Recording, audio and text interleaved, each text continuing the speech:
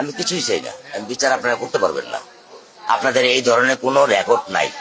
দুদিন আগে ঢাকায় ছোট্ট শিশু কন্যা তিনিও ধর্ষণের শিকার হয়।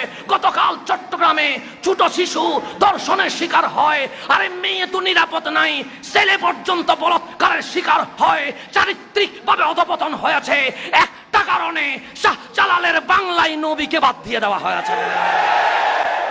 আজকে নবী বাদ দিয়েছে, সেজন্য আজকে আমাকে দেখতে হয় ঢাকার মধ্যে ছোট্ট মেয়ের চিৎকারের অর্থনাথ আমাদেরকে দেখতে হয়। ঢাকা থেকে হয়েছে, মানুষের শিক্ষা নেওয়া উচিত। চট্টগ্রামে দেখছেন আরেকটা হয়ে গেছে।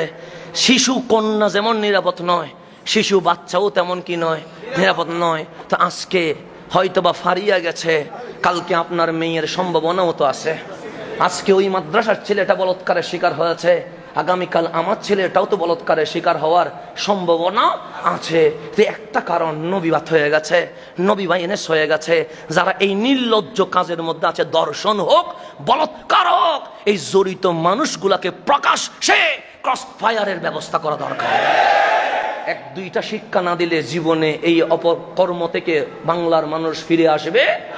এই চরিত্রওয়ালা মানুষগুলো যখন মসজিদের ইমাম হয়, এই চরিত্রহীন মানুষগুলো যখন মিম্বরে উঠে, তখন মুখে ইসলাম থাকে, কাজে কোনোদিন ইসলাম থাকতে পারে না। সেজন্য আজকে বাংলাদেশে মুসলমানের এই অধপতন জেগে গেছে। সেজন্য আমাদেরকে হতে হবে নবীওয়ালা। কি ওয়ালা হতে হবে? নবীওয়ালা। নবীওয়ালা হওয়া ছাড়াই আমাদের কোনো উপায় নাই।